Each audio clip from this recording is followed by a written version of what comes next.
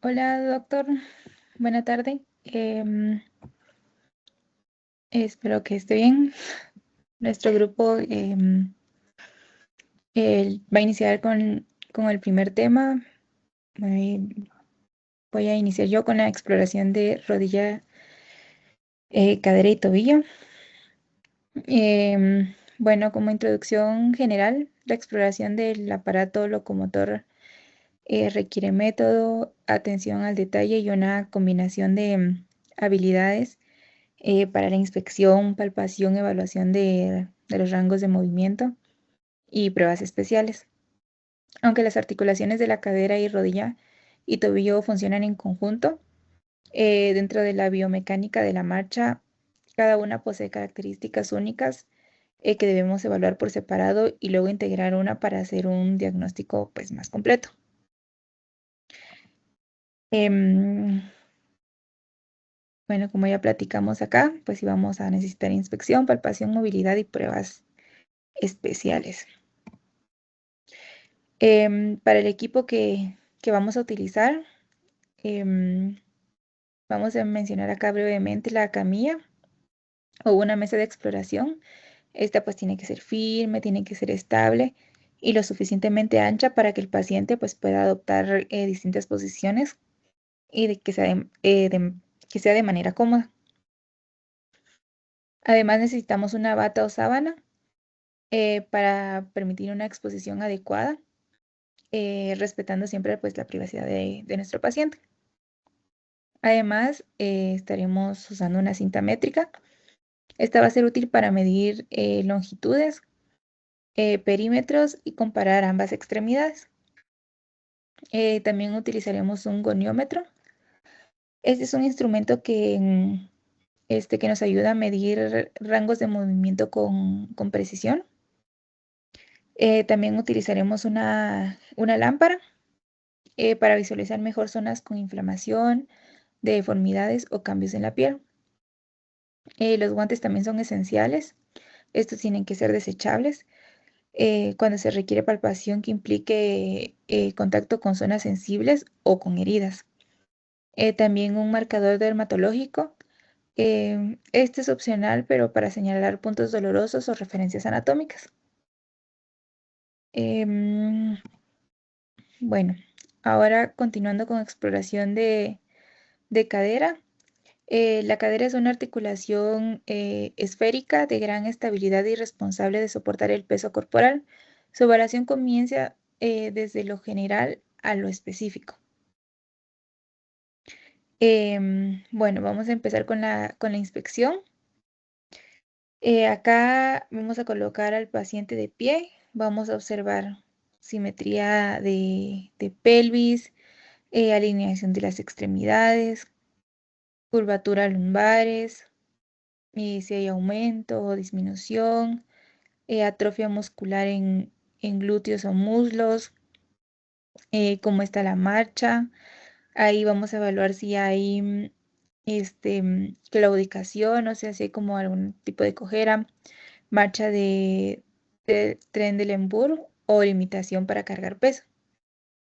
Si hay presencia de cicatrices, hematomas, eritema o deformidades. La inspección ya puede sugerir alteraciones como disfunción muscular, desgaste articular o problemas neurológicos. Luego ya continuamos con lo que es palpación. Con el paciente de pie o acostado, palpamos espina ilíaca anterosuperior, cresta ilíaca, trocante mayor o articulación sacroiliaca. Buscamos puntos dolorosos, aumento de temperatura o crepitación. La palpación del trocante mayor puede evidenciar bursitis trocantérica, entonces hay que ir viendo eso. Luego ya podemos continuar evaluando o explorando ahí la movilidad.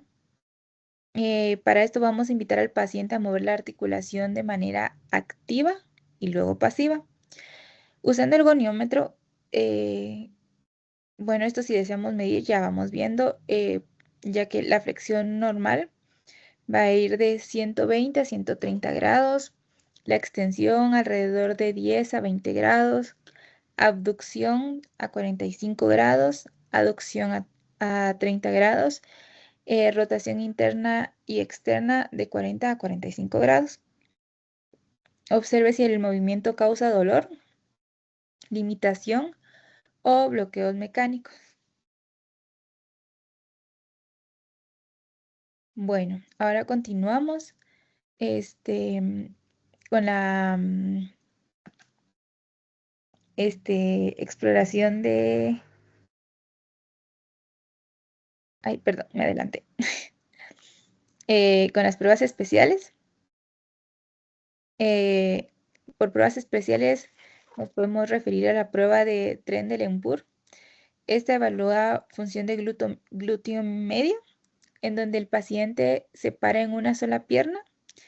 Si la pelvis cae hacia el lado contrario, la prueba es positiva, señalando la debilidad del glúteo medio. Y también tenemos como pruebas especiales a Faber y Fadir, en donde Faber va a consistir en flexión, aducción, rotación externa, detecta lesiones de la cadera o sacroiliacas, dolor en la ingle, problemas intraarticular, dolor posterior o sacroiliaco. Y Fadir, flexión, aducción, rotación interna. Es útil para detectar pinzamiento femoroacetabular.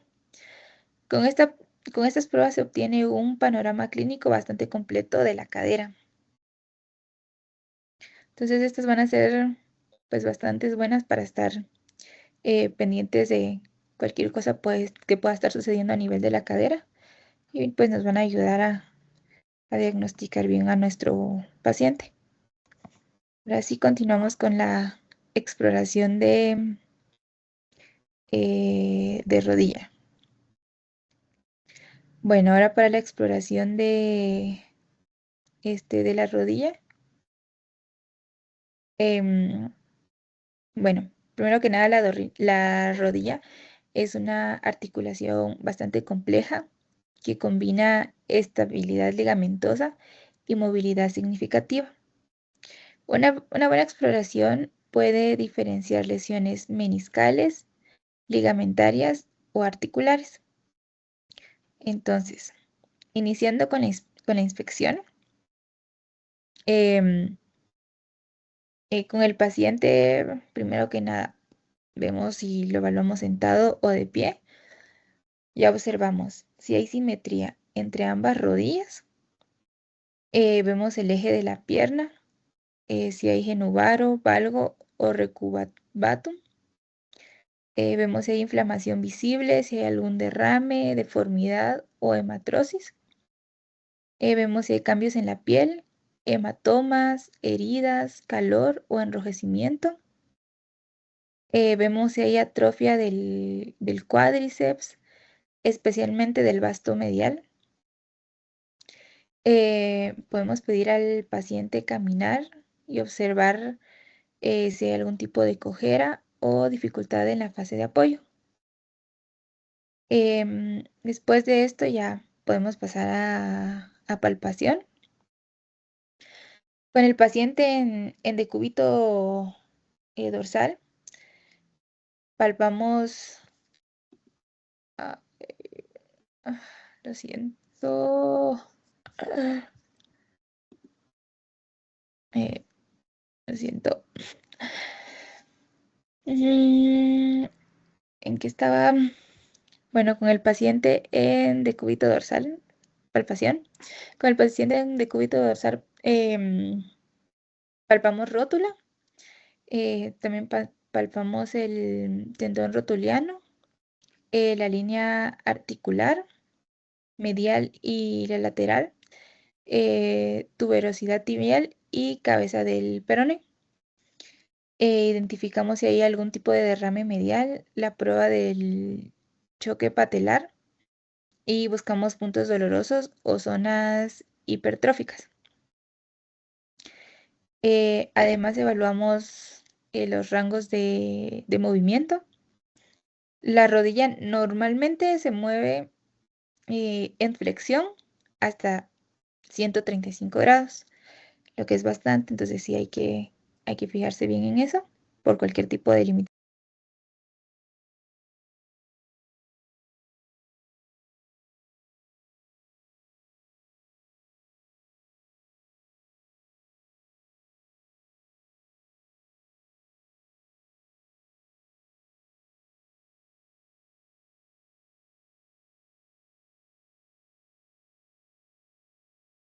que pueda haber. En extensión, 0 grados, no debe moverse, o incluso algunos grados de hiperextensión. Tenemos que observar si hay algún tipo de dolor, incapacidad para extender completamente o bloqueos que sugieran lesión meniscal. Bueno, por otro lado ya pasamos a las pruebas especiales. Pruebas ligamentarias. Tenemos a Lachman o Lachman. Esta va a evaluar ligamento cruzado anterior. Es la prueba más sensible para rupturas de ligamento cruzado anterior. Un desplazamiento anterior excesivo indica lesión. Entonces, sí hay que tener mucho ojo ahí. También tenemos cajones anterior y posterior, que evalúa ligamento cruzado anterior y ligamento cruzado posterior em, respectivamente. También tenemos prueba en varo y valgo. Valora integridad de ligamentos colaterales medial y lateral. Se realiza a 0 y a 30 grados de flexión. Y tenemos pruebas meniscales como McMurray, que si hay crepitación o dolor a lo largo de la línea articular, se asocia con lesiones meniscales. También está Apley, compresión y distracción, que es útil para diferenciar daños ligamentarios de meniscal.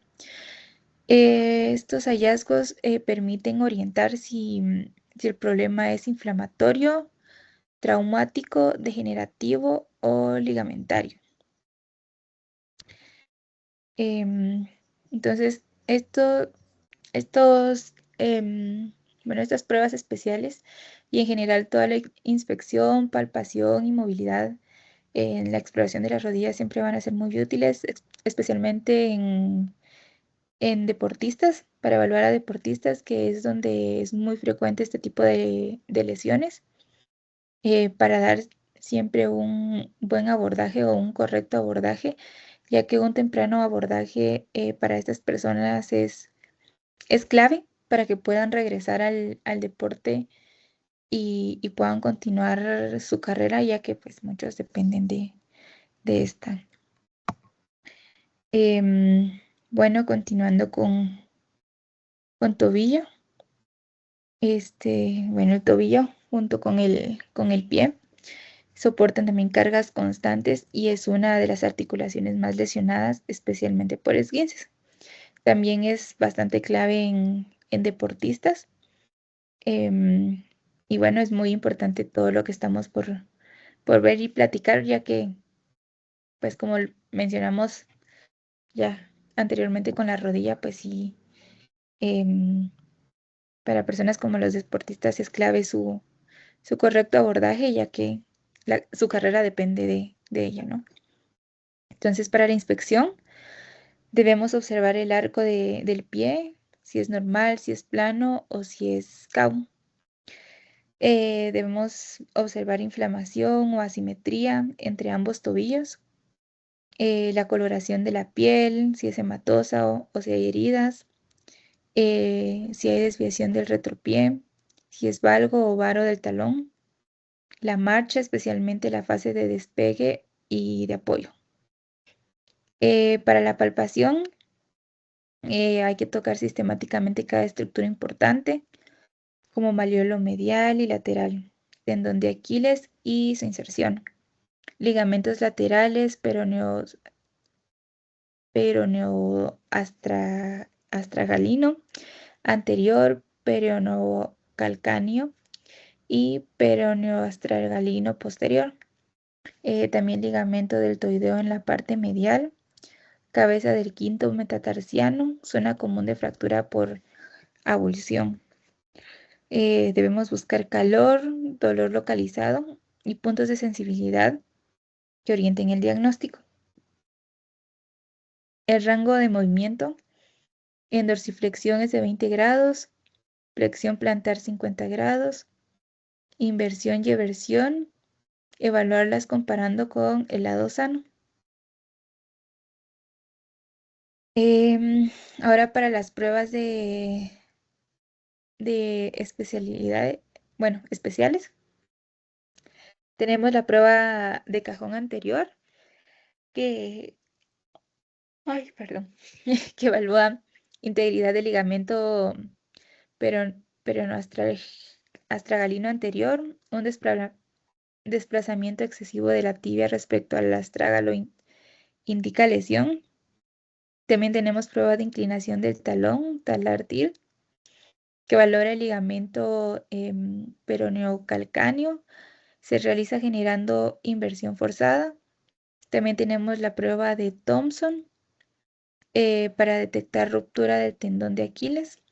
Al comprimir la pantorrilla, si el pie no se flexiona plantarmente, la prueba es positiva.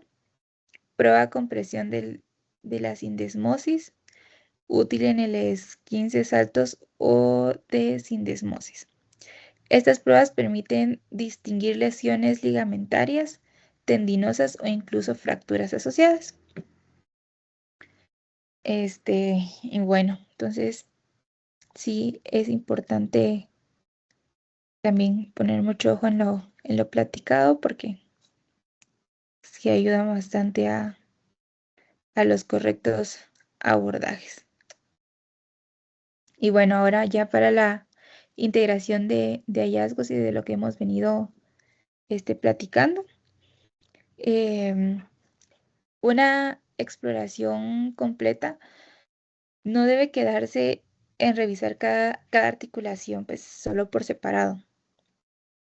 Es esencial integrar considerando la relación de cadena cinética entre cadera, rodilla y tobillo. Como una alteración en la cadera puede modificar la mecánica de la rodilla, como un valgo dinámico puede predisponer a lesionar o a lesiones del ligamento cruzado anterior, por ejemplo, como un tobillo inestable puede generar sobrecarga en la rodilla o en la cadera. La visión integral hace que la evaluación sea más precisa y útil para planificar tratamiento, fisioterapia o estudios de imagen. Entonces, es bastante importante siempre tomar en cuenta que no podemos solo fijarnos en una sola parte o aislar los problemas. A veces tenemos que evaluar todo o indagar sobre todo. Y claro, también al tener ya un diagnóstico en el abordaje y tratamiento, pues tenemos que ir viendo a la par el resto, en este caso, de las articulaciones para ver que también estén bien y que no tengan ningún tipo de problema para que tenga una correcta resolución, porque si no, de nada nos sirve tratar un problema si otro se está generando ahí mismo y no nos estamos dando cuenta. O si ya hay otro problema ahí mismo y no nos dimos cuenta y no lo estamos solucionando. Entonces, todo tiene que tener un proceso, una relación y una secuencia a manera de que sí estemos solucionando. Lo siento. Bueno, ya vamos terminando. Ya para ir cerrando, finalizando, la exploración de la cadera, de la rodilla y el tobillo requieren un enfoque sistémico que incluye una inspección cuidadosa para evaluar simetría, postura, marcha y signos visibles. En cuanto a la palpación profunda y comparativa que permita identificar estructuras dolorosas o inflamadas. Es bastante importante también uno ir, llegar, sentir, utilizar las manos, palpar y ver bien dónde está el problema, dónde duele esa interacción con el paciente para saber. Eh, Muy importante la evaluación de rangos de movimiento, tanto activos como pasivos, con apoyo del goniómetro, cuando sea necesario para ver si hay algún tipo de limitación, que tanto nuestro paciente puede mover sus extremidades, hacer uso de sus articulaciones y no limitarnos únicamente a lo que el paciente nos dice, que sí es muy importante, pero es importante que nosotros comprobemos a través de nuestros medios, de nuestro conocimiento, qué es lo que está sucediendo para saber cómo podemos ayudar a nuestro paciente. Em, bueno, las pruebas especiales son clave para diferenciar lesiones ligamentarias, meniscales, tendinosas, intraarticulares. Em, Estas nos van a decir específicamente qué es lo que está sucediendo, dónde está sucediendo. em, Nos da una mejor idea de qué camino tomar, hacia dónde llevar nuestro interrogatorio, de hacia dónde dirigir nuestro tratamiento. Entonces, son una muy buena opción y siempre hay que tenerlas en cuenta y a disposición a la hora de nuestra evaluación. Y bueno, siempre el uso de un equipo básico que facilite una exploración cómoda, ordenada y precisa. Importantísimo, hay que tenerlo eh, siempre presente, es clave, a la mano, en condiciones, em, ya que es muy útil y bueno, es lo mínimo que nuestros pacientes se merecen. Eh, bueno, una buena exploración física siempre va a ser la base del diagnóstico clínico y guía las decisiones terapéuticas. Nos permite detectar lesiones tempranas, identificar patrones alterados de movimiento y brindar al paciente un enfoque personalizado. Muchas gracias. Entonces, a continuación nos dejo con Celia, que va a continuar con el siguiente tema.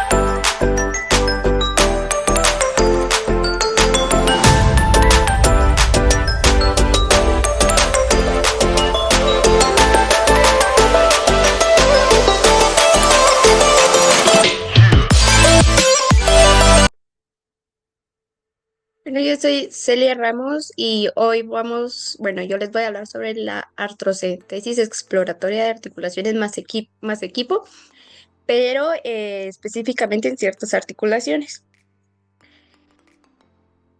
Muy bien, yo les voy a hablar sobre lo que es la artrocentesis en hombro y codo. Primero vamos a tener una pequeña definición de lo que es artrocentesis. Y este es un procedimiento diagnóstico y terapéutico que consiste en introducir una aguja estéril en la articulación. Es para extraer líquido sinovial con fines diagnósticos como pues análisis de infecciones o hemartrosis, que hemartrosis es es que se encuentra sangrado en la articulación. También es para administrar medicamentos como corticoides, anestésicos, antibióticos, intraarticulares. La artrocentesis está indicada en artritis séptica o inflamatoria, diagnóstico de gota o pseudogota, hemartrosis, como habíamos dicho, que era sangrado articular, derrame articular de causa desconocida, alivio de dolor por aumento de la presión articular y administración de fármacos intraarticulares. Unas contraindicaciones es que en infecciones cutáneas o celulitis sobre el sitio de la punción no se puede realizar una artrocentesis, en trastornos graves de coagulación tampoco, en prótesis articulares recientes o no evaluada tampoco esto está contraindicado. Muy bien, ahora voy a hablar sobre lo que es la artrocentesis de hombro. El equipo necesario es que se va a utilizar una aguja número 18 a 20 y la más larga de 4 a 5 centímetros, la jeringa de 20 mililitros y debe haber un soporte o almohadilla para estabilizar lo que es el hombro. La posición del paciente es que se va a encontrar sentado con el brazo relajado sobre el regazo o mesa auxiliar. Alternativamente, también se puede colocar el paciente en decúbito supino con el brazo a 45 grados de abducción. El punto de punción es en la vía posterior, es la más usada, o sea, quiere decir que en la parte de atrás se inserta una aguja de 2 centímetros inferior y a 2 centímetros inferior y medial al borde posterior del acromión. Se dirige la aguja hacia la apófisis coracoides anterior y ligeramente medial y se aspira lentamente hasta obtener un líquido sinovial. A la recta, me gusta que pegue el brazo y ponga la mano como pidiendo limosna. Este es el espacio donde vamos a hacer la infiltración. Fundamentalmente, este es el set que vamos a usar. Siempre hay que hacerlo con medidas asépticas, guantes, un poquito de betadine. Aquí tenemos cargado la medicación y cloretilo. Pintar ampliamente la cinta, usar 1 milímetro de corticoides, ¿de acuerdo? Y el resto, 9 milímetros, con un anestésico local tipo medio. Espalda un poquito para atrás, se queda relajado, el brazo caído y vamos a localizar el ángulo posterior del acromio, nos desplazamos 1 centímetro hacia abajo, ¿vale? Echamos el cloretilo y justamente ahí hacemos una infiltración rápida, directa y con la mano de abajo arriba. Empezamos a infiltrar poco a poco, pero con firmeza. ¿Vamos bien, Manuel? Sí. Vasita, por favor. Y de esta forma hemos terminado la infiltración. ¿Ha molestado mucho, Manuel? No. Bien, ¿no? Eso. Siempre luego vamos a distribuir el bracito para que se distribuya bien la medicación por todo el espacio subacromial. Las ventajas que tiene esta terapia es que es un test diagnóstico. Vamos a esperarnos ahora unos 5 minutos a que esto haga efecto. Si el paciente dice que está igual de mal, obviamente la patología inflamatoria la descartamos, puede ser una patología mecánica. Pero si el paciente nos comenta que ha mejorado, podemos pensar que ese componente inflamatorio de la bursitis pues va a hacer efecto. Y a continuación empezaremos a hacer las sesiones de fisioterapia. Bueno, ¿cómo se encuentra? Bien, ningún problema, ¿verdad? Vamos a hacer la movilidad activa. ¿Qué tal? ¿Sí? Otra vez para arriba. Antes ahí le dolía, ¿no? Sí. ¿Y ahora? Nada. Tocas la nuca. Bien, la espalda. Miramos así. Bien. Ahí también empezaba a tirar. Empezaba a tirar y ya no, ¿no? Bueno, pues mire, en este caso la infiltración ha sido un resultado positivo. Llevamos 5 minutos, 10 minutos. Ahora tiene que hacer efecto tanto el anestésico local como el corticoide. Pero muchas veces es, digamos, una ayudita para bajar el componente inflamatorio y poder trabajar ahora todo el ejercicio de rehabilitación. Como no es.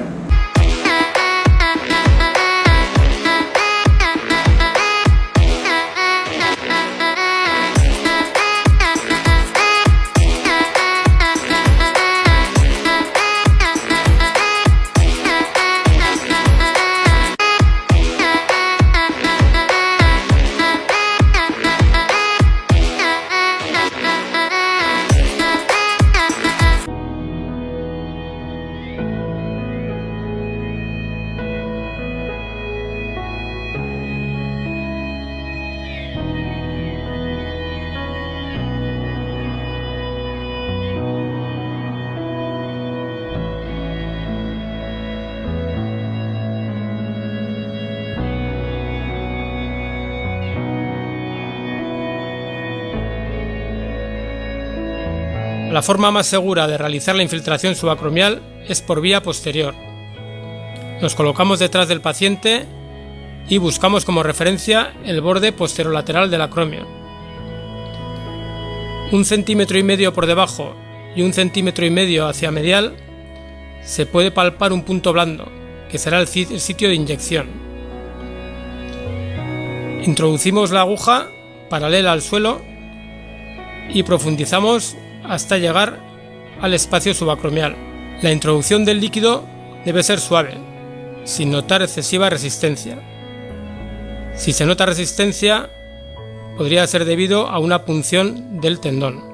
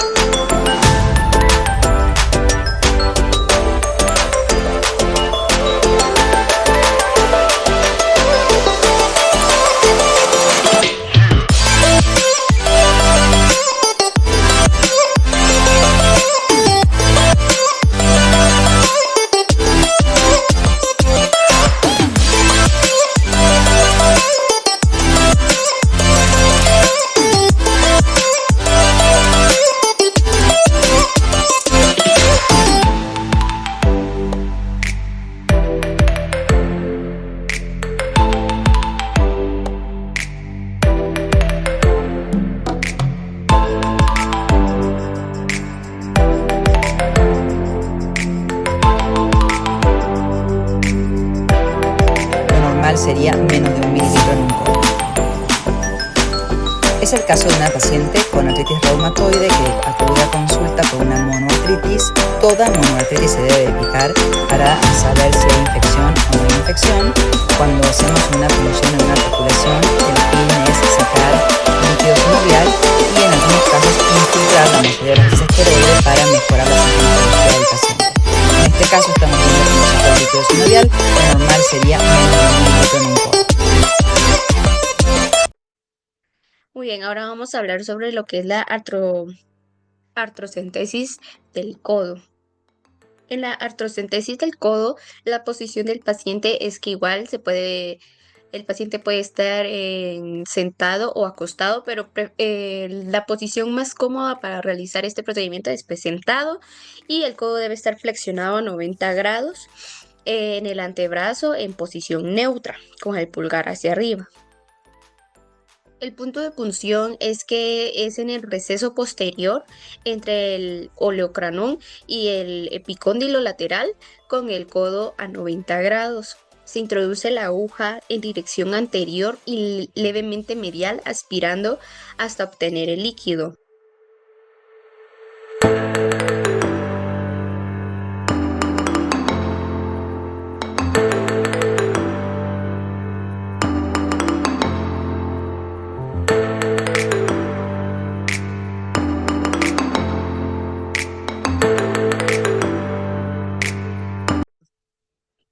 El equipo que se va a necesitar es similar, solo que lo único que cambia aquí es la aguja.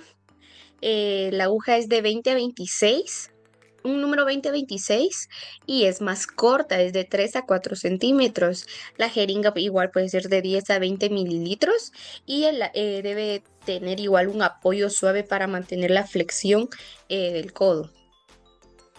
Muy bien, ahora yo les voy a presentar 2 videos de ejemplos donde se realizan las artrocentesis. No encontré un video que nos pudiera mostrar cómo se hace en el codo, pero solo, perdón, de hombro, solo de codo. Este, la única diferencia en estos videos es que el punto de punción es diferente. Uno se realiza en la cara anterior y el otro en la cara posterior. Entonces vamos a proceder a verlos.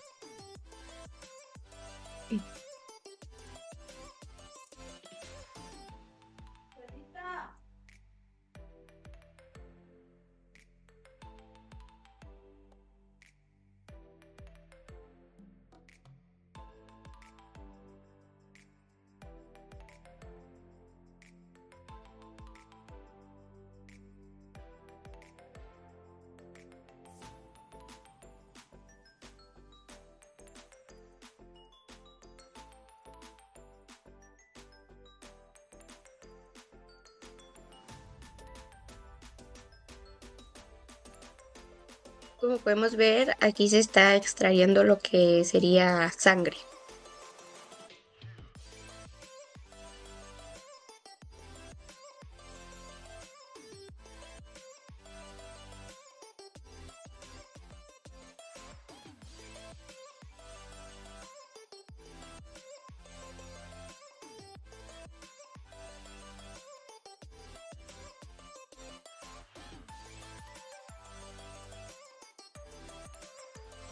Muy bien, ahora vamos a ver lo que es el segundo video.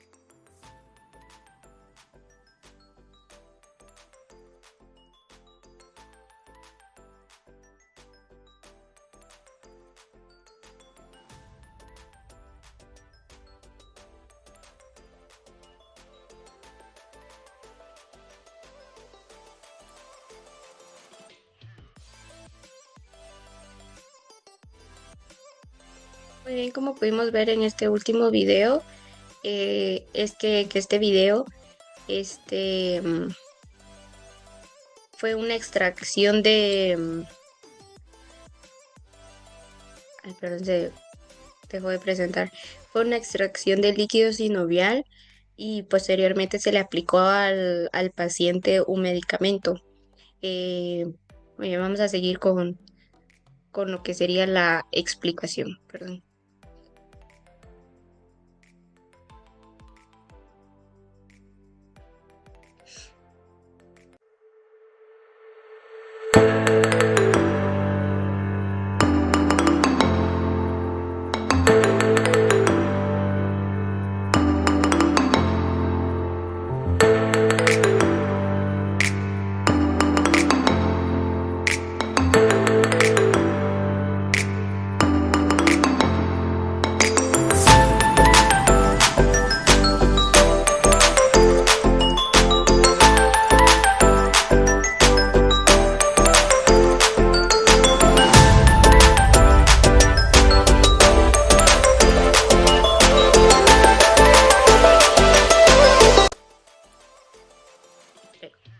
Los cuidados posteriores que debemos de tener después de una artrocentesis en lo que es el codo es que igual en el hombro es que se debe de aplicar un apósito estéril, debe tener reposo relativo de la articulación durante 24 horas, compresas frías para evitar lo que es la inflamación.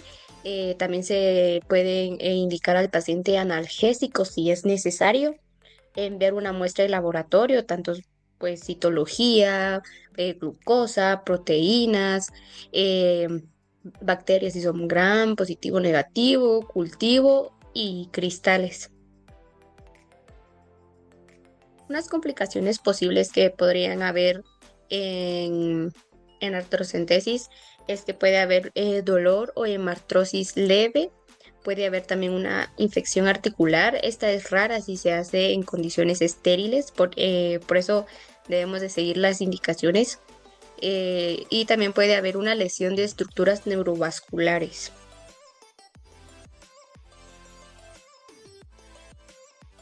Bueno, en conclusión con este tema en lo que sería la artrocentesis en hombro y codo, es que la artrocentesis exploratoria es un procedimiento seguro, útil y mínimamente invasivo para el diagnóstico y alivio del dolor articular. El hombro y el codo requiere una técnica precisa y estéril con material básico de punción y orientación anatómica correcta. Eh, Hasta aquí ha llegado mi explicación. Los voy a dejar con mi compañera que ella les hablará acerca igual de la artrocentesis, pero de diferentes articulaciones. Bueno,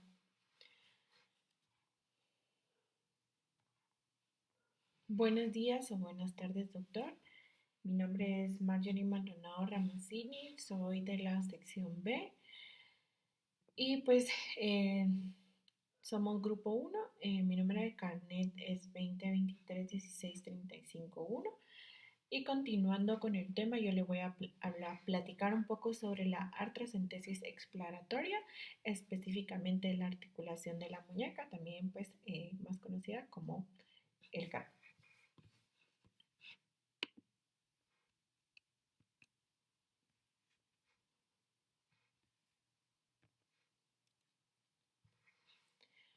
Bueno, entonces en esta ocasión quisiera exponerle el tema de artrocentesis exploratoria de la articulación de la muñeca, también conocida como la articulación del carpo. Este procedimiento, aunque puede parecer sencillo, requiere precisión, técnica, conocimiento anatómico muy detallado debido al área donde se va a manejar y un estricto manejo aséptico, ya que se trata de una maniobra invasiva con fines tanto diagnósticos como terapéuticos. La artrocentesis en términos generales, pues podemos decir que consiste en la punción de una cavidad articular con el objetivo de obtener líquido sinovial para análisis o bien inyectar medicamentos dentro de la articulación. En el caso específico pues, de la muñeca, su utilidad clínica pues, radica principalmente en el diagnóstico de procesos inflamatorios, infecciosos, traumáticos, también metabólicos y en ocasiones también en el alivio del dolor o la extracción de ciertos derrames articulares. Bueno, pues a lo largo de esta exposición voy a desarrollar los aspectos más relevantes del procedimiento, como por ejemplo la anatomía de referencia, las indicaciones clínicas, los materiales requeridos, la técnica paso a paso, los cuidados posteriores y finalmente las complicaciones más frecuentes de esta práctica. Entonces, vamos a empezar hablando un poco sobre la anatomía relevante pues, de la muñeca. Entonces, antes de entrar en la técnica es fundamental recordar brevemente la anatomía de la muñeca, ya que el éxito del procedimiento depende en gran parte de una buena orientación anatómica. Al momento de realizar la punción debemos saber qué es lo que vamos a puncionar para no hacer una mala práctica. La articulación radiocarpiana se forma entre la superficie articular distal del radio y la primera fila del hueso del carpo, compuesta por el escafoides, el semilunar, el piramidal, separados del cúbito y por el disco articular fibrocartilaginoso. Entonces, esta disposición permite movimientos de flexión, extensión, desviación radial, desviación cubital. En cuanto a los límites anatómicos palpables, en la cara dorsal de la muñeca podemos identificar el tendón del extensor largo del pulgar, el tendón del extensor radial largo del carpo, pues estos que sirven como referencias importantes para el sitio de punción. El espacio articular suele encontrarse justo distal al borde dorsal del radio. entre el tendón del extensor largo del pulgar y el extensor común de los dedos. Entonces, esta orientación permite acceder al receso dorsal de la articulación, donde está acumulado el líquido sinovial en presencia de derrame. Entonces, es por esto muy importante la realización de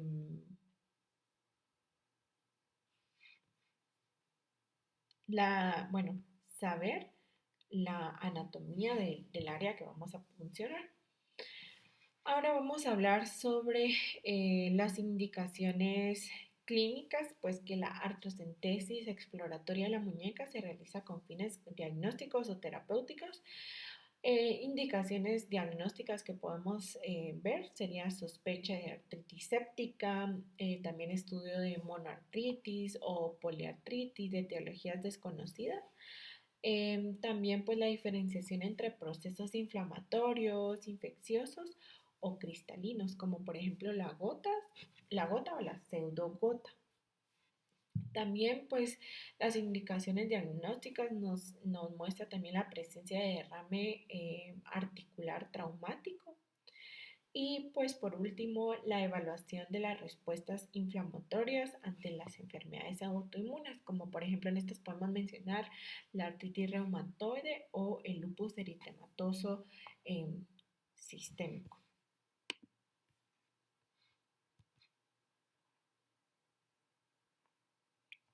Como siguiente punto, pues tenemos las indicaciones terapéuticas. Pues para estas indicaciones tenemos como número 1 drenaje de líquido purulento o hemático intraarticular. También tenemos la inyección intraarticular de fármacos, principalmente ya sean corticoides o anestésicos locales para disminuir dolor e inflamación. Vamos a hablar un poco más adelante de cuáles son los anestésicos que vamos a estar utilizando. La reducción también de la presión intraarticular en caso de hemartrosis o un derrame importante. Bueno, vamos a continuar. Como sabemos, pues todas las prácticas tienen unas contraindicaciones importantes que debemos de saber, que pues algunas pues en algún punto pueden ser absolutas y en otro punto pues pueden ser relativas, en el sentido que puede que ahorita sean absolutas, que no cambien, y en un futuro pues puede llegar a ser pues un signo algo positivo, en el sentido que sí se pueda realizar esta práctica. Entonces vamos a hablar un poco sobre las contraindicaciones absolutas, es decir, que no van a cambiar. Entre estas, pues tenemos la infección cutánea o de tejidos blandos sobre el sitio de punción. Mientras nuestro paciente tenga una infección cutánea, es decir, en la piel de tejidos blandos sobre este sitio, no se puede realizar esta práctica, ya que no queremos infiltrar algún tipo de microorganismo. Como segundo punto tenemos la infección sistémica no controlada, es decir, si nuestro paciente tiene alguna infección sistémica o alguna sepsis, no podemos realizar esta práctica. La artrodesis o destrucción articular severa que impida la punción, pues definitivamente no podemos realizar la práctica, debido a que hay una destrucción constante y que está pues muy grave. Ahora, como segundo punto tenemos las contraindicaciones relativas. Entre las contraindicaciones relativas pues incluyen trastornos de la coagulación o uso de anticoagulantes. Pues esto puede cambiar, de hecho, porque si hay coagulación podemos agregar algún fármaco o uso de anticoagulantes, pues el detener este tipo de fármacos ya nos permite realizar la práctica. La presencia de prótesis articular pues también es algo que pues va a ser muy relativo, y pues también la falta de colaboración del paciente o imposibilidad de mantener la posición adecuada. Esto es muy importante, ya que claro, nosotros tenemos que presentar y realizar una buena práctica, pero necesitamos de los dos lados, obviamente que el paciente también esté de acuerdo y que esté dejando pues que nosotros trabajemos bien para que pues sea un resultado armonioso y una práctica armonioso donde no haya ningún tipo de inconveniente. Vamos a continuar hablando un poco sobre los material necesario que vamos a utilizar en esta práctica, que es la artrocentesis, específicamente de la muñeca o el carpo. Pues tenemos como primer punto los guantes estériles, que es muy importante ya para mantener nosotros pues cubiertos de cualquier riesgo y obviamente cuidar a nuestra paciente. Vamos a necesitar campos y solución antiséptica, como por ejemplo clorhexidina o povidona iodada, también son los que se pueden utilizar. Vamos a necesitar agujas calibre 22 o 25, aunque puede utilizarse la 20 si el líquido es muy espeso. Vamos a necesitar también jeringas de 5 a 10 ml para al momento de la aspiración. Para la anestesia, pues vamos a administrar anestesia local. En este caso, pues podemos utilizar el lidocaína al 1%, o esta también es una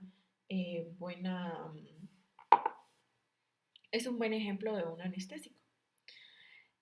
Por supuesto que vamos a necesitar tubos estériles para análisis del líquido sinovial, vamos en específicamente bioquímico, citológico, microbiológico y cristalográfico para tenerlos tienen que estar específicamente rotulados, si no es que si no están distinguidos por color, para que no, también que sea una buena práctica desde nosotros haciendo la buena punción, el paciente poniendo su colaboración y también en el laboratorio para que no haya diagnósticos erróneos.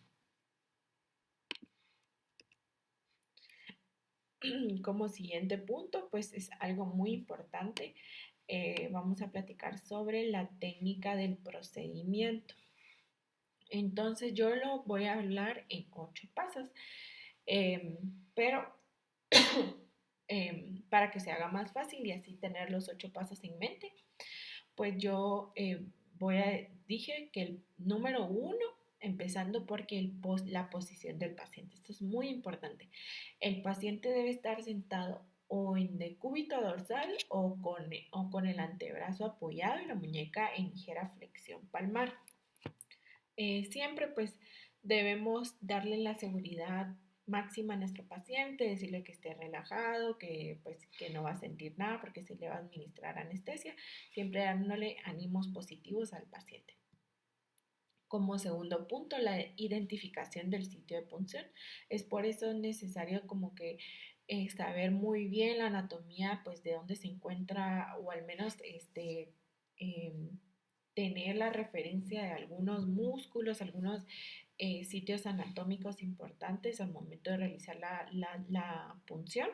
Pues este se localiza en el espacio radiocarpiano dorsal entre el tendón del extensor largo del pulgar y el extensor común de los dedos, justo distal a la apófisis estiloides del radio.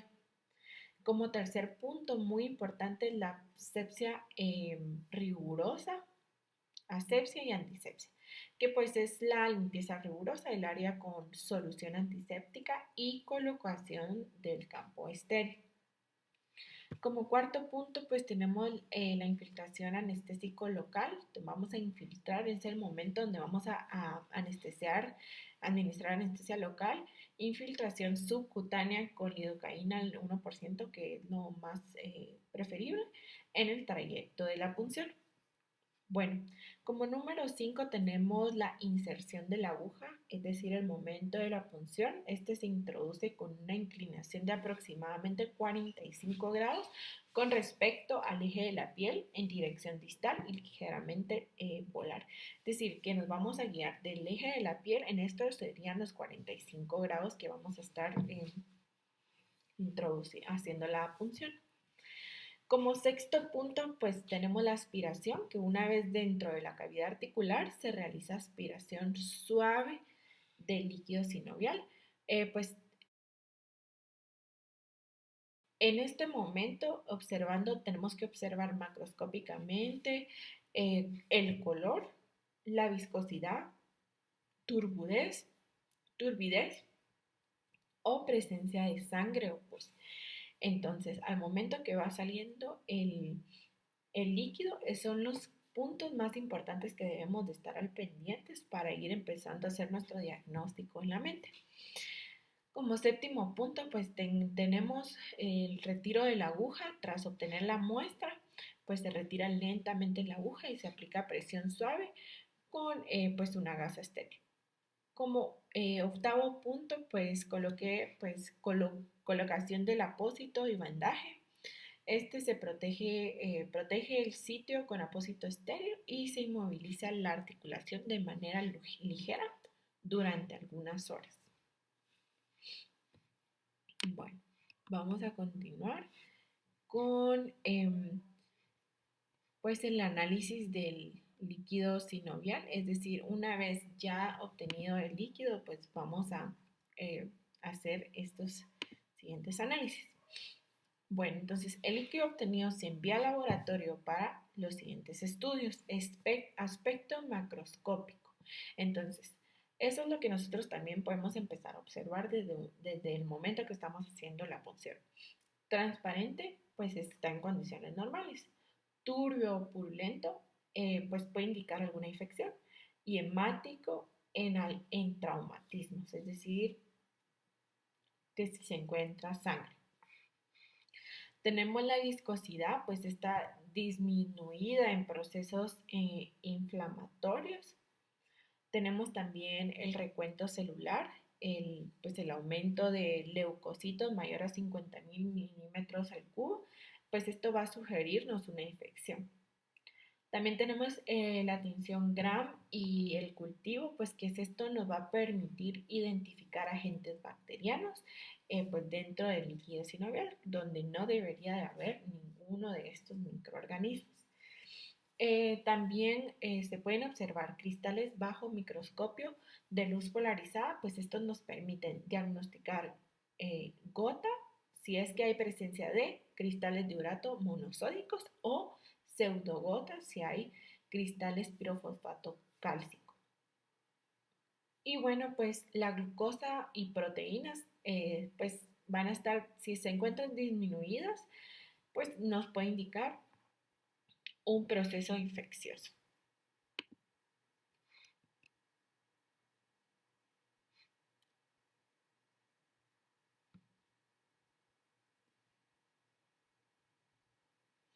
Bueno, como siguiente punto, vamos a hablar un poco sobre los cuidados posteriores que se pueden tener.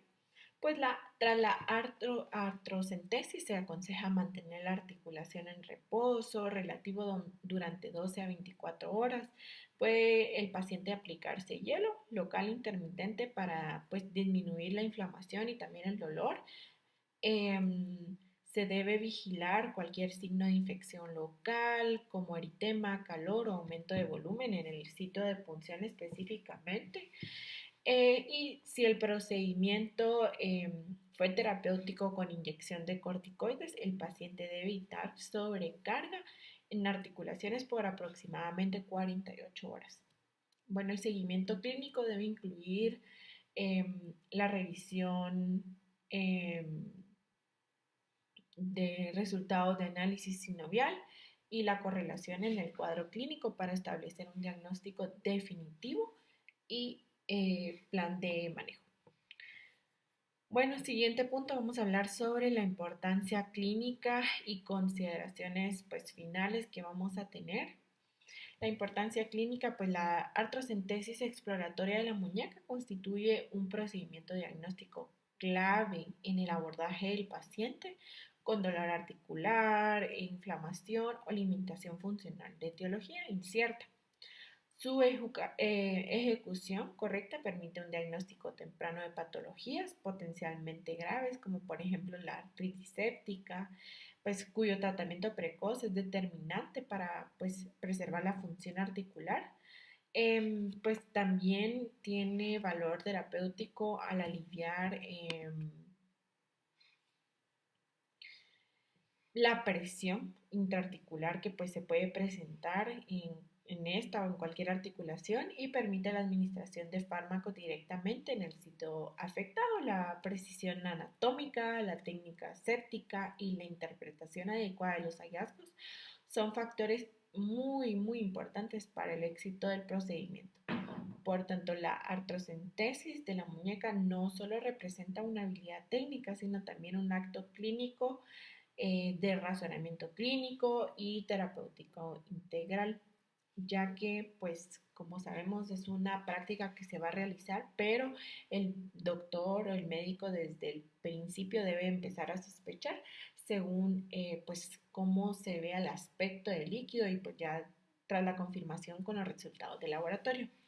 Ahora, algo muy importante que de lo que pues quiero platicar son las complicaciones. Pues aunque es un procedimiento muy seguro por todas las medidas de asepsia e higiene que pues requiere, pueden presentarse algunas complicaciones, como por ejemplo una infección articular secundaria, como una artritis séptica y iatrogénica. También puede haber lesión en tendones, nervios o vasos. Esto pues se puede dar principalmente por una mala técnica. Es por eso pues muy importante saber los sitios anatómicos. Se puede dar una hemartrosis en pacientes anticoagulados o con diatesis hemorrágica. También puede haber dolor residual o rigidez articular transitoria. Y muy importante, pues que es algo de base, la reacción alérgica o tóxica, anestésicos o fármacos inyectados. Es por eso muy importante el realizar una buena, pues primero que nada una historia clínica a nuestro paciente para que pues él nos diga si es alérgico a algún tipo de medicamento. Y pues ya por último pues tenemos la conclusión, que pues en conclusión la artrocentesis exploratoria de la articulación de la muñeca es un procedimiento muy útil para todos los trabajadores de la salud en la práctica médica, tanto en el ámbito diagnóstico como terapéutico. Su correcta realización requiere conocimiento detallado de la anatomía del carpo, una técnica meticulosa y estrictas normas de asepsia, como lo mencionamos. Los resultados obtenidos a través del análisis del líquido sinovial contribuyen de manera decisiva al diagnóstico diferencial de diversas patologías reumatológicas, infecciosas o traumáticas. Y pues la adecuada interpretación de estos hallazgos junto con una ejecución segura del procedimiento permite pues preservar la función articular y mejorar la calidad de vida del paciente. Entonces, esto ha sido todo por mi presentación. Muchas gracias por su atención, doctor. Que tenga una feliz noche o feliz día. Gracias. Bueno, muy buenos días, tardes o noches. El día de hoy les vengo a traer un informe acerca de la técnica de artrocentesis en articulaciones metacarpofalángicas, interfalángicas y metatarsofalángicas. Bueno, primero vamos a dar una pequeña introducción de lo que es esta técnica. Básicamente es una punción a cavidades articulares con el fin principal, primero del propósito diagnóstico del líquido articular, o también puede ser para el correcto tratamiento y manejo de estas mismas articulaciones, ¿verdad? Pequeñas articulaciones. Este informe pues se centra específicamente en la técnica, consideraciones a la hora de llevar a cabo este procedimiento y bueno, alguna explicación breve de cómo es que se hace. Nuevamente, como definición y propósito, tenemos tanto la parte diagnóstica como la parte terapéutica, ya que la artrocentesis pues, implica la inserción de una aguja estéril en el espacio sinovial para la extracción del líquido sinovial. Este es básicamente una definición a grandes rasgos de lo que es este procedimiento. A nivel del proceso diagnóstico o exploratorio podemos decir que su indicación principal es la identificación de la etiología de derrames sinoviales o una artritis aguda. Esto incluso nos puede ayudar para casos que pueden llegar a ser incluso una emergencia clínica, que vamos a hablar un poquito más de eso a continuación, pero es bien importante a nivel diagnóstico, ¿verdad? Incluso nos puede servir mucho como parte de diagnóstico diferencial. Muchas veces cometemos el error de pensar en inflamación, eritema y dolor articular, asociarlo con enfermedades de tejidos blandos como puede ser celulitis, cuando dejamos por un lado las probabilidades de que sean una afección de articulaciones. Así que con este método diagnóstico, con esta técnica de artrocentesis, pues podemos descartar entre nuestros distintos diagnósticos diferenciales las probabilidades de que sea una afección articular. Y luego también tenemos un propósito terapéutico. Muchas veces incluso es 2 por 1, ¿no? A la hora de hacer el diagnóstico necesitamos básicamente extraer un poco del líquido sinovial. Esto puede ayudar a desinflamar, descongestionar la articulación, lo cual también tiene un propósito terapéutico secundario, sin embargo igual de importante a la parte diagnóstica. También podemos aprovechar para la inserción de algunos medicamentos. Casi siempre va a ser corticosteroides, pero todavía puede ser algunos analgésicos y anestésicos. Pero nuevamente lo más común es los corticosteroides. Y hay que valorar siempre la parte de la pura extracción diagnóstica del líquido sinovial, nos va a ayudar para la desinflamación. Ahora, la relevancia y desafíos específicos de estas articulaciones. Aquí lo puse con siglas para resumirlo pero MCP son las articulaciones metacarpofalángicas, las IPs interfalángicas, MTP metatarsofalancas. Y bueno, lo que pasa aquí es de que son sitios que son comunes de diversas artritis inflamatorias sistémicas, ¿no? Como la artritis reumatoide, como la gota. Sobre todo la gota pues la vamos a ver en las metatarsofalancicas. Es importante el primer artejo o dedo gordo, como tal vez se conoce más, para la examinación específicamente de gota. En el caso de la artritis reumatoide, pues muy probablemente vamos a empezar con las metacarpofalángicas, ya que tiende a empezar en muñecas y luego ir avanzando a codos. Sin embargo, esta es casi que la presentación típica, pero no es exclusiva, por lo tanto sí que pudiéramos empezar también en interfalángicas, metatarsofalancicas, que también son opciones, ¿verdad? Todo dependerá también de la clínica que nos presenta el paciente.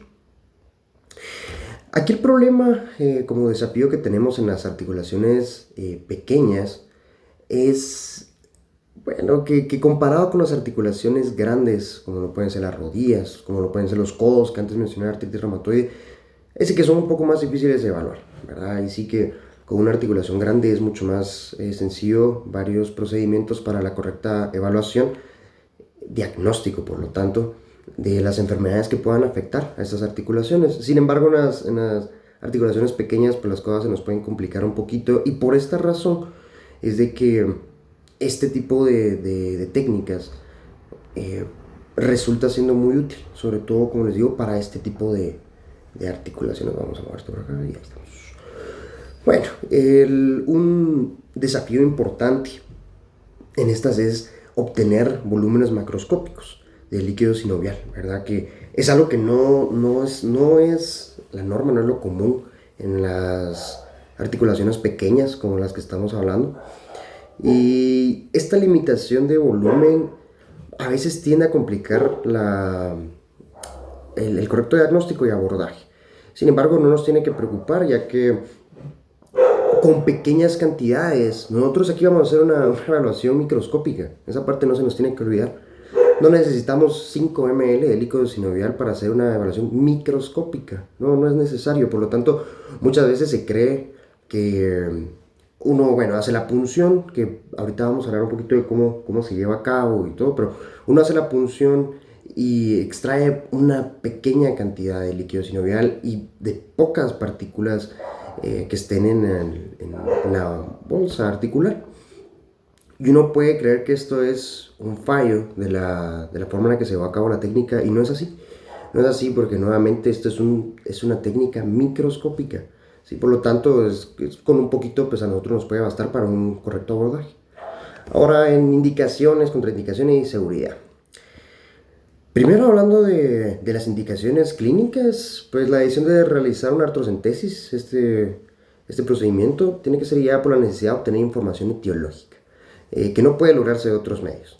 Esto es un proceso invasivo, mínimamente invasivo, pero no deja de ser un proceso invasivo que para el paciente puede ser incómodo, incluso para alguien inexperto puede ser un poco difícil ese tipo de técnicas. Por lo tanto, complican y llevan a cabo un riesgo que si no es necesario correrse, pues es mejor evitarlo, ¿verdad? Así que este se hace pues cuando realmente nosotros vamos a tener una duda real de la probabilidad de una afección en articulaciones pequeñas. Ahora, aquí hay un riesgo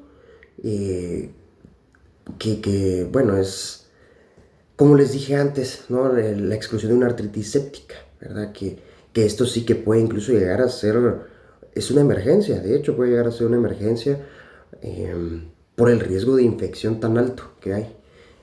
Así que o sea, debería de ser un procedimiento casi obligatorio cuando tenemos altas sospechas de una artritis séptica, ¿verdad? Que abajo vamos a ver un poquito más de cómo lo vamos a clasificar como una artritis séptica y una artritis, digamos, normal. Ahora, entre los riesgos, bueno, hay contraindicaciones absolutas. La única contraindicación absoluta es la presencia de infecciones en la piel o tejidos profundos. ¿Por qué? Porque al final las articulaciones son lugares, si lo queremos ver así, un poquito aisladas, y esa es una de sus formas de defensa. Por lo tanto, si tenemos alrededor tejidos infectados, pues nosotros corremos un gran riesgo de infectar una articulación que realmente no estaba infectada. Esta sería la contraindicación. Que aquí es donde se vuelve un poco, a veces, la necesidad de experiencia a la hora del abordaje de este tipo de técnicas, ya que nuevamente es probable que entre nuestros diagnósticos diferenciales esté también la posibilidad de tener una infección de tejidos blandos, como por ejemplo una celulitis, ¿verdad? Y puede ser un diagnóstico diferencial, pero nuevamente también es una contraindicación para hacer este tipo de exámenes. Por lo tanto, uno tiene que tener también mucho tacto, tiene que tener mucha consideración para llevar a cabo este tipo de procedimientos. Bueno, luego hay ciertas contraindicaciones relativas, porque se debe evaluar cuidadosamente a los pacientes con dietesis hemorrágica grave. Aunque esto se puede requerir corrección previa al procedimiento, la anticoagulación terapéutica rutinaria generalmente no se considera una contraindicación si se sospecha una infección. Luego, las complicaciones potenciales es la infección iatrogénica, ¿verdad? Nuevamente hay una mala práctica a la hora de hacer este tipo de examen, y esto nos lleva a infectar una bolsa sinovial que pues estaba sana, ¿verdad? Esa sería la complicación más grande, y un daño al tendón, a nervios, vasos sanguíneos, por una punción errónea, ¿verdad? Por una forma mal hecha, una realización defectuosa. Ahora, a nivel de instrumentación y equipo, la parte para prepararnos, pues es básico, ¿verdad? Lo que necesitamos son agujas, sobre todo vamos a utilizar agujas 25G. En el caso de las metatarsofalángicas, para la aplicación de una anestesia que es casi un sí o sí, podemos utilizar 27G, ¿verdad? Que recordemos que es una aguja pues un poquito más finita, más delgada. Las jeringas, pues realmente, como les repetía, no es necesario sacar una muestra exagerada, 5 ml, pues no es necesario, es un examen microscópico, no necesitamos tanto líquido sinovial, así que podemos utilizar incluso a jeringas de 1 ml. Pero si se tiene la mano de 3, 5, pues igual, ¿verdad? Se pueden utilizar, aunque pues no vamos a necesitar tanto líquido. Luego, con el manejo de las muestras, lo que sí necesitamos es un portaobjetos. Depende de qué es lo que queremos ver. Se puede aprovechar la punción para sacar varios tipos de muestras. Entonces, por ejemplo, podemos tener un tubo con heparina que nos va a ayudar a la parte de celular. Podemos tener tubos estériles para diferentes cultivos. incluso para tinciones de grado.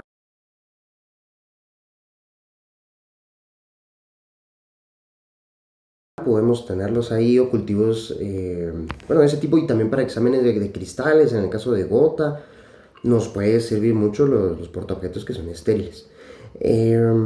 Luego, a nivel de anestesia, pues necesitamos antisépticos. Por supuesto que nosotros necesitamos limpiar previamente la zona que se va pues, a introducir nuestra aguja. Podemos utilizar el clorhexidina o povidona yodada, son nuestras opciones para antisépticos, y los agentes antisépticos pues se deben usar en un anestésico local. Usualmente vamos a utilizar lidocaína al 1 o al 2%. Por nada del mundo podemos utilizar lidocaína con epinefrina, que sí que aumenta el efecto anestésico, que sí que lo hace más duradero, que actúe mucho más rápido y todo, pero no podemos usarlo por el riesgo de una vasoconstricción importante en estos lugares, que son pues al final podemos causar un mayor riesgo innecesario, ¿verdad? Los riesgos son muy altos, no vale la pena hacerlo. Y esas son las consideraciones a nivel de anestesia. Como les digo, es importante eso, también el bloqueo nervioso digital, sobre todo en la parte del pie, las metatarsofalángicas. Se tiene que hacer sí o sí de esta forma. También se recomienda que así sean en las otros tipos de punciones, las interfalángicas y las metacarpofalángicas, pero donde es un sí o sí, en las metatarsofalángicas. Y luego, como advertencia de seguridad, nuevamente, el anestésico local se utiliza lidocaína, pero hay que evitar a toda costa lidocaína con epinefrina. Aquí tenemos una pequeña tabla hablando un poquito de lo que ya les expliqué, así que la vamos a omitir, excepto una parte aquí que es un dispositivo muy importante, que es un ecógrafo musculoesquelético. Básicamente esto es lo que nos va a ir guiando la forma adecuada de hacer esta punción, para saber que no estamos perjudicando al paciente a nivel vascular, a nivel nervioso, a nivel de tendones. ¿Cómo lo vamos a saber? Bueno, antes y es probable que en muchos hospitales, en muchos centros de salud, pues se siga usando de la forma clásica, por así decirlo, bueno, que básicamente es a tacto, ¿no? Esa palpación y a conocimiento anatómico es a ciegas, realmente es eso. Es hacer una punción a ciegas y al cálculo y a yo recuerdo, y bueno, nunca va a ser lo más idóneo. Siempre se recomienda, por supuesto, el ecógrafo musculoesquelético. Y bueno, básicamente, ¿cómo se hace este tipo de punciones? Se necesita de un asistente para la correcta manipulación bueno, si en el caso de metatarsofalángicas o metacarpofalángicas, pues o mano o pie, pero necesitamos un asistente, ¿sí? que nos ayude con las flexiones y movimientos que vamos a necesitar. Y por supuesto la guía ecográfica, ¿verdad? Las imágenes biomédicas aquí son bastante importantes. Y bueno, para empezar con las metacarpofalángicas, se necesita un asistente que debe hacer una tracción en el dedo largo de su eje longitudinal. Esa tracción es fundamental porque distiende el espacio sinovial, lo cual es esencial para introducir la aguja sin dañar el cartílago. Básicamente es facilitarnos el trabajo a nosotros y hacerlo menos traumático para el paciente, minimizando así los riesgos y amplificando la posibilidad de sacar una buena cantidad de líquido sinovial. De esta manera, pues nosotros nuevamente tratamos de maximizar ese tipo de técnicas, que sean mucho más valiosa su realización, ¿verdad? Entonces, ¿qué es lo que necesitamos? Básicamente es, por ejemplo, que fuera acá, ¿no? Vamos a poner este ejemplo. La muñeca entonces es doblarlo, ¿verdad? ¿Por qué? Porque aquí nosotros estamos haciendo más expuesta la bolsa sinovial, que es lo que nosotros estamos, por así decirlo, de una forma atacando. ¿Sí? Entonces necesitamos abordarlo de esa manera. Bueno, para seguir con la técnica, esa es a nivel de maniobra en las metacarpofalángicas, ¿verdad? Vamos a hacer este tipo de tracción suave. La técnica de inserción, pues inserta desde arriba, ¿verdad? Un abordaje dorsal para metacarpofalángicas y metatarsofalángicas. Ambos vamos a hacer un abordaje dorsal y se avanza hacia el espacio articular, idealmente en un ángulo de 90 grados, es lo que buscamos. o ligeramente oblicuo, pero se prefiere siempre un ángulo de 90 grados. El avance debe ser lento, debe ser controlado. Al final tenemos posibilidades de un daño traumático en la periferia de lo que estamos haciendo. Por lo tanto, tenemos que tratar de minimizar estos posibles traumas que vamos a dejar. Por lo tanto, se trata de hacer despacio. Básicamente se va introduciendo la aguja. Cuando se rompe la bolsa sinovial se va a sentir como se pierde cierta resistencia en el avance de la aguja. Y entonces ahí estamos. Eso es lo que nos indica que ya llegamos a nuestro objetivo.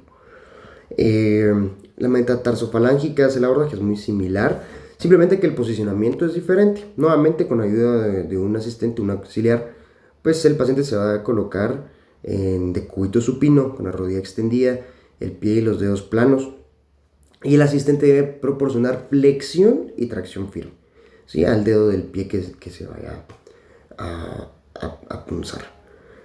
La aplicación de tracción y de flexión distinguen la cápsula articular y separan las superficies óseas. Nuevamente es dejar expuesta la bolsa sinovial, que es lo que nosotros necesitamos para que esto sea mucho más sencillo. Y la técnica de inserción, pues en este caso la aguja se inserta en dirección dorsal nuevamente, ¿verdad?, apuntando hacia el centro del espacio articular.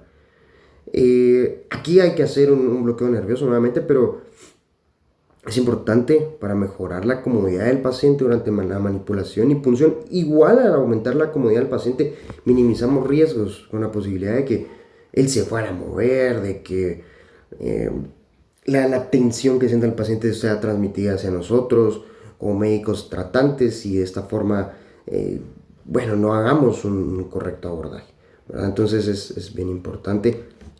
En la medida de lo posible, siempre utilicemos una anestesia, pero donde sí se tiene que hacer sí o sí, pues es en el pie. Y aquí está básicamente un pequeño resumen en un cuadro de lo que ya hablamos. Ahora vamos a hablar del manejo de las muestras. Nuevamente, no es un error el obtener poco líquido sinovial, ¿sí? Entonces, el protocolo básico es que, debido al volumen limitado del espacio sinovial, es común que no se aspire líquido franco en las articulaciones. Sin embargo, esto no debe interpretarse como un fracaso del procedimiento, nuevamente. El residuo microscópico es la clave del reconocimiento que la jeringa y la aguja aún contienen un residuo sinovial microscópico, que es lo que nosotros queremos evaluar. Y el protocolo de muestra de baja recolección, bueno, es que si la inspiración pues no es excesiva, por así decirlo, no tenemos un ml, por ejemplo, sino que son pequeñas cantidades, es imprescindible utilizar una jeringa para inyectar esta pequeña gota, aprovechar al máximo todo lo que nosotros ya logramos sacar de residuo contenido y ponerlo en el portaobjetos, ¿verdad? Esto hay que hacerlo de inmediato, o sea, sale la aguja de nuestra bolsa sinovial y directo al portaobjetos, ¿sí? Y así hay que aprovechar lo máximo que se pueda la obtención que hemos tenido. Ese residuo, aunque pueda ser insuficiente para un recuento celular completo, puede ser suficiente para confirmar la presencia de cristales, ¿verdad? Lo cual, como una situación diagnóstica, es lo que buscamos. Sin embargo, hay que también reconocer que una porción mínima nos puede ayudar a nivel diagnóstico, pero no a nivel tratamiento. A nivel terapéutico, que antes se mencionaba, no poder sacar una gran cantidad de líquido sinovial, pues nosotros no vamos a ser capaces de desinflamar realmente esta articulación. Ahora, las muestras se hacen de la siguiente manera. Por ejemplo, en recuento celular y diferencial vamos a utilizar un tubo que contenga anticoagulante, que va a ser la heparina, casi siempre, ¿verdad?, para evaluar el número total de leucocitos. Para análisis de cristales, pues lo que necesitamos es un portaobjetos de un campo claro y una luz polarizada compensada. Eso es lo que se necesita. Y en el estudio microbiológico, pues es con tubos estériles para la posterior tinción grano y cultivos. Ahora, aquí está algo importante, que es, ya para terminar, la clasificación diagnóstica a nivel de recuento de leucocitos. ¿Cuánto nosotros tenemos que esperar de leucocitos? Menos de 200 células por ml. Es lo que tenemos que buscar. Va a ser un líquido de un aspecto transparente, puede ser un color amarillento y es muy viscoso. ¿verdad? Esto es importante. La viscosidad, incluso más importante que el color, que tal vez es más evidente, la viscosidad es más importante para ese tipo de diagnóstico. Por supuesto que hay que evaluar la cantidad de leucocitos. Menos de 200 es una articulación sana, ¿verdad? Si tenemos de 200 a 2000, este va a ser ya un color amarillento, que puede ser igual al de un líquido normal, pero la viscosidad aquí ya no es tan alta, ¿verdad? Entonces aquí empezamos a ver esas diferencias. Esto nos puede indicar una osteoartritis o una osteonecrosis. Luego vamos a pasar a un líquido sinovial inflamatorio que va de 2000 a 50.000. Es turbio, ya no tiene un color tan específico, sino que vamos a ver un turbio, ¿verdad? Es la forma que se describe, que es como que fuera sucio, ¿verdad? Como que fuera agüita sucia. La viscosidad es baja, ¿verdad? Entonces aquí empezamos a ver nuevamente que la viscosidad es el factor que tenemos que tomar en cuenta. ¿Esto qué nos indica? Artritis reumatoide y artritis por cristales, como es la gota. Y por último, el purulento y el séptico. Para terminar el video, esta parte me parece bien para terminarla, ya que estamos hablando de una emergencia, ¿verdad? Cuando tenemos una presencia arriba de 50.000 leucocitos por ml, va a ser un color opaco, lechoso, la viscosidad muy baja, ¿sí? Incluso similar al del agua, ¿verdad? Esta es una artritis séptica y es una emergencia que hay que abordar cuanto antes sea posible, por los riesgos de que esta sepsis se vaya prolongando a diferentes partes, por la destrucción tan grande que estamos teniendo en esta articulación. Recordemos que son articulaciones pequeñas y estamos hablando de que hay más de 50.000 recuentos de leucocitos. Esta es una emergencia que tenemos que tomar siempre en cuenta. Sí, bueno, así que con esto terminamos esta parte del video. Espero que haya quedado clara la forma en la que se hace la técnica, cómo es que se lleva a cabo y pequeños consejos como la utilización de imágenes, ¿verdad? De bioimágenes en la hora de realización de esta técnica. Bueno, eso sería todo por hoy. En el contexto de las articulaciones pequeñas de manos y pies, como las de metacarpo y las interfalángicas, este procedimiento pues va a ser crucial para diagnosticar la causa de inflamación, dolor o un derrame articular. También es muy importante saber que existe un propósito de la artrocentesis exploratoria. El objetivo principal va a ser diagnosticar al obtener el líquido sinovial y su análisis de laboratorio. Este análisis pues, nos ayuda a diferenciar las posibles causas de las artritis o de la inflamación articular, que incluyen la artritis séptica, que es una indicación de urgencia. El análisis, pues más que todo, ayuda a buscar la presencia de bacterias, y esto lo vamos a hacer mediante un cultivo, y evalúa el recuento de las células, que pues va a estar elevado. También la artritis inducida por cristales, como la gota, que son cristales de urato monosódico, o la pseudogota, que son cristales de pirofosfato de calcio.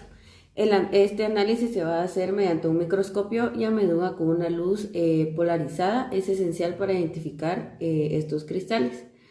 Tenemos también la artritis inflamatoria, como la artritis reumatoide. El análisis pues va a evaluar el líquido. El líquido puede estar túrbido, puede estar viscoso, y evalúa el recuento celular.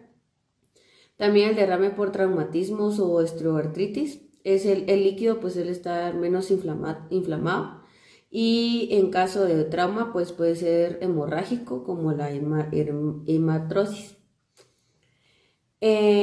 Bueno, vamos a hablar sobre las articulaciones específicas, como las del metacarpo y las interfalángicas. La artrocentesis en estas articulaciones pequeñas pues es más desafiante que en las articulaciones grandes, como en la rodilla, debido a su tamaño, que va a ser reducido, y la proximidad de los tendones y estructuras neurovasculares. Las articulaciones metacarpofalángicas e interfalángicas de la mano, vamos a tener la posición. La mano pues se apoya a menudo y se aplica una ligera presión axial, un estiramiento suave al dedo para ensanchar el espacio articular. El sitio de punción generalmente pues se accede a la articulación de la cara dorsal, la superior, a cada lado del tendón extensor para evitar pues dañar el tendón, ¿verdad? La técnica, pues se va a utilizar una aguja con un calibre fino, generalmente pues un calibre de 25, y la jeringa pequeña de 1 a 2 mililitros para aspirar el líquido. En las articulaciones metacarpofalángicas del pie, la posición, pues el paciente suele estar de cúbito supino con el pie plano y el dedo gordo. Si es la articulación afectada, muy común en gota desorsiflexionada. El sitio de punción es similar como el de la mano, se accede a lo largo de la posición dorsal de la articulación medial o lateral del tendón extensor. La consideración especial, la articulación del metacarpofalángicas del primer dedo, o sea, del dedo gordo, es un sitio frecuente en la afectación por gota, haciendo que esta punción sea una de las más comunes en el pie. El equipo requerido para la artrocentesis es un equipo muy necesario para las pequeñas articulaciones y se va a centrar en la esterilidad y en el uso de instrumentos de calibre pues pequeño, ¿verdad? En la categoría vamos a tener la preparación estéril, los elementos específicos tenemos los guantes estériles, el propósito pues va a ser una asepsia. Tenemos la solución antiséptica, que su propósito va a ser la iodopovodona, va a ser limpiar y desinfectar la piel, las gasas y los paños estériles para mantener el campo estéril. Tenemos la anestesia, pues aquí vamos a necesitar un fármaco de anestésico local, como la lidocaína al 1% para la infiltración local para el dolor. La aguja de diámetro de 25 a 30 G para la infiltración cutánea del anestésico o cloruro etílico tópico. La jeringa de 3 a 5 mililitros para la administración del anestésico. Luego tenemos el equipo de aspiración, como la aguja del diámetro de 25 G, que es recomendada para las articulaciones pequeñas por su tamaño. La jeringa de 1 a 5 mililitros pues, es suficiente para aspirar el volumen pequeño del líquido sinovial. En la recolección tenemos los tubos de recolección, que son tubos estériles para el laboratorio, con o sin anticoagulante para el cultivo, para el recuento celular y para la búsqueda de los cristales. Tenemos el portaobjetos y cubreobjetos. Este es para realizar un análisis del microscopio inmediato o posterior de cristales. El post-procedimiento, pues vamos a tener un apósito estéril, un vendaje. Esto más que todo nos ayuda para cubrir el sitio de la punción. Y la pinza hemostática, que esta es opcional y esta es para ayudar a cambiar la jeringa si fuera necesario. En articulaciones muy pequeñas o con derrame mínimo, a menudo pues, se utiliza un ultrasonido. Estas son guías por imágenes, pero son opcionales y son raras. Pueden usar ultrasonido, ecografía para guiar la aguja con precisión a tiempo real. Esto aumenta la tasa de éxito a nivel de la punción y reduce el riesgo de tener alguna lesión de estructuras adyacentes. También aquí en este tema pues es muy importante saber que aquí puede haber tanto riesgos como complicaciones. La artrocentesis pues es un procedimiento con una tasa de complicaciones muy baja, ya que solo pues va a ser una punción para retirar el líquido sinovial. Pero es crucial mantener la técnica estrictamente con asepsia y minimizar los riesgos. Uno de los riesgos pues, puede ser la infección, que es la complicación más grave, que podemos introducir alguna bacteria a la articulación. El sangrado, que puede haber una formación de un hematoma o una hematrosis, que es sangre en la articulación, especialmente en pacientes anticoagulados. La lesión de estructuras subyacentes, pues podemos dañar los nervios, los vasos sanguíneos o tendones, aunque es raro con una técnica adecuada y agujas finas. También el dolor post procedimiento, pues aquí pueden tener hinchazón o dolor leve y puede resolverse de entre 24 a 48 horas.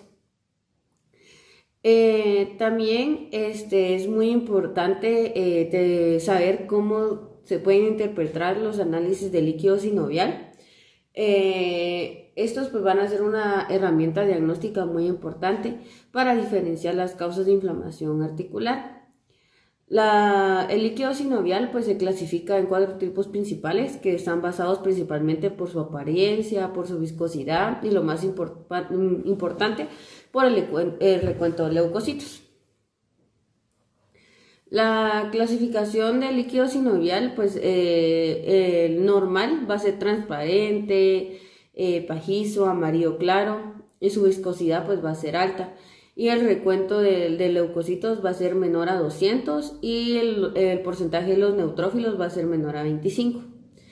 El no inflamatorio, su patología pues va a ser osteoartritis, traumatismos leves y lupus.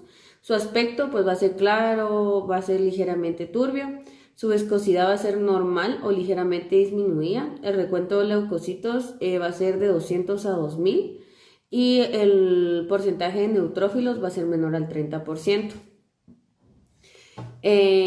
Tenemos el inflamatorio, se va a encontrar como en artritis reumatoide, en gotas o pseudogota, artritis psoriásica. Su aspecto va a ser turbio o amarillo, la viscosidad va a ser baja. El recuento de leucocitos va a ser de 2000 a 50.000 y el porcentaje de los neutrófilos va a ser mayor al 50%. El hemorrágico lo podemos encontrar en traumatismos como amartrosis, fracturas intraarticulares, trastornos de la coagulación. Su aspecto pues va a ser rojizo o sanguinolento. Su viscosidad va a ser variable, el recuento de leucocitos va a ser variable, al igual que el número de neutrófilos. Los hallazgos cruciales de artropatías específicas tenemos la artritis por cristales como la gota y la pseudogota, que la identificación microscópica pues va a ser estándar, va a ser el gold estándar para el diagnóstico. En la gota pues vamos a buscar cristales de urato monosódico, la forma como en agujas finas, largas, puntiagudas. Su birefringancia es negativa y fuerte, bajo, microscopía en luz polarizada. Cuando el eje largo del cristal es paralelo al filtro, el cristal pues se va a ver amarillo. En la pseudogota pues vamos a buscar cristales de pirofosfato de calcio dihidrato. Su forma va a ser romboides, prismas, placas cortas y su bifringencia va a ser positiva y débil bajo microscopía a la luz polarizada. Cuando el eje largo del cristal es paralelo al filtro, pues el cristal se va a ver azul. En la artritis séptica, esta es infecciosa, esta es una urgencia médica ya que puede destruir articulaciones rápidamente. El recuento de los leucocitos pues suele ser exageradamente alto, de 50.000, mayor a 50.000. Con un alto predominio de neutrófilos. La glucosa, los microorganismos pues van a consumir la glucosa por su nivel de líquido sinovial, que va a ser bajo, en la sangre del paciente. Entonces aquí se requiere una muestra de glucemia simultánea para poder comparar. El cultivo y la tinción de Gram. La tinción de Gram pues puede ser un diagnóstico muy rápido, aunque tiene a veces una baja sensibilidad. Y el cultivo pues va a ser esencial para identificar el organismo y guiar el tratamiento del antibiótico. En artritis reumatoide, otras patologías inflamatorias, el líquido sinovial cae típicamente en la categoría llamada inflamatoria. Por el alto recuento de leucocitos, a menudo entre 5.000 a 50.000, y suele encontrar células robocíticas. Los neutrófilos se han englobado complejos inmunes, aunque el hallazgo pues no es tan específico. También voy a profundizar un poquito en la artrocentesis guiada por ecografías, aunque esto pues no es muy utilizado, pero es un procedimiento que pues debería porque ya es muy preciso y podemos evitar algunos factores de riesgo. En las articulaciones pequeñas como en las manos y los pies, los metacarpofalángicos, los interfalángicos, la punción puede ser técnicamente difícil, ya que el espacio articular pues va a estar más reducido y la cantidad de líquido puede ser mínima, como a comparación de articulaciones grandes como en la rodilla. La artrocentesis guiada por una ecografía se ha convertido en una práctica estándar en la reuma y en la ortopedia, especialmente para las articulaciones pequeñas. Las ventajas clave para la guía de ecografía es el aumento de la precisión. La ecografía pues permite visualizar la aguja y la articulación en un tiempo real, asegurando que la punta esté exactamente en el espacio articular. También la mayor tasa del éxito pues es crucial cuando el derrame pues es pequeño o la anatomía pues es muy compleja, y la tasa del éxito de la punción en las articulaciones pequeñas pues esta va a mejorar significativamente. También la prevención de lesiones permite identificar y evitar estructuras vitales adyacentes como en tendones extensores, flexores, en paquetes neurovasculares, y están muy próximos a las articulaciones de las manos y de los pies. La documentación, el procedimiento pues puede grabarse, y aquí vamos a documentar la procedencia, el tamaño del derrame, la localización de la aguja. La documentación pues también es muy importante, ya metiéndonos a un tema de médico legal para si pasa un tipo de accidente pues todo está documentado. La técnica de ecografía para articulaciones pequeñas, pues el equipo pues se va a utilizar una sonda lineal alta con una frecuencia generalmente de 10 a 18, debido a que la naturaleza superficial de las articulaciones de las manos y pies. La visualización del derrame, el operador identifica el líquido sinovial, lo que aparece cuando la zona está hipoecoica o anecoica, o sea, está oscura, que desciende la cápsula articular. La técnica de la aguja en el plano, pues vamos a insertar la aguja de modo que pueda ver su eje completo a medida que avanza hacia el derrame, que va a tener una ruta preferida en las articulaciones pequeñas. Fuera del plano solo se ve la punta de la aguja como un punto brillante. La punción en las articulaciones metacarpofalángicas y en las articulaciones interfalángicas, a menudo la aguja se inserta dorsalmente, como la técnica sin guía, pero con la ventaja que la aguja puede entrar sin golpear el cartílago o el tendón. La ecografía pues es especialmente valiosa para poder confirmar la evacuación máxima del líquido sinovial y también para el diagnóstico. Bueno, la técnica detallada de la artrocentesis en el primer metacarpofalángico, las articulaciones metatarsofalángicas en el primer dedo, o sea, en el dedo gordo del pie. Pues como lo había mencionado, esto es uno de los sitios más comunes porque aquí especialmente aparece la gota, y esta articulación va a ser la más afectada por este motivo. En la preparación y procedimiento pues tenemos la posición del paciente. Al paciente le vamos a pedir que se coloque de cúbito supino, o sea, boca arriba, y el pie lo va a apoyar en una forma donde él se sienta cómodo y donde el pie también esté estable. La preparación asistida pues le vamos a solicitar que realice una dorsiflexión, o más comúnmente pues una ligera tracción axial y la flexión plantar del dedo gordo. Pues esto más que todo a nosotros nos va a ayudar a abrir el espacio articular dorsal y haciendo que la línea articular sea más accesible y evitando el tendón extensor. La asepsia y la anestesia, pues vamos a limpiar el sitio de la punción de un antiséptico e infiltrar una pequeña cantidad de anestésico como la lidocaína al 1% con una aguja fina con un calibre de 25 a 30 G. Para crear un jabón cutáneo sobre el sitio de entrada, evitando pues anestesiar muy profundamente la cápsula articular y si el derrame pues es pequeño. El procedimiento pues va a ser el sitio de punción, se palpa el espacio articular dorsal del metacarpofalángico, que el punto de entrada se va a situar justo medial o lateral al tendón extensor. La inserción de la aguja, pues vamos a utilizar un calibre pequeño, se inserta la aguja perpendicularmente y dirigida hacia el centro del espacio articular. Si la aguja toca hueso, se retira ligeramente y se dirige a un ángulo distinto. Pues ya aspiramos, vamos a aplicar una suave presión negativa en el émbolo de la jeringa. La aspiración de líquido sinovial pues nos va a confirmar que si estamos en una posición buena. La toma de las muestras pues ya como cultivo, tinción de Gram, y el postprocedimiento pues vamos a retirar la aguja, se aplica una presión del sitio de donde se extrajo. Bueno, una pequeña conclusión de la artrocentesis en articulaciones pequeñas es de que es muy importante el alto valor del diagnóstico, a pesar que tenga técnicas complejas. La herramienta de urgencia, pues este procedimiento pues es crucial para el diagnóstico rápido de monoartritis aguda y con la probabilidad de descartar una artritis séptica, o sea, una infección que requiere tratamiento inmediato y prevenir la destrucción articular.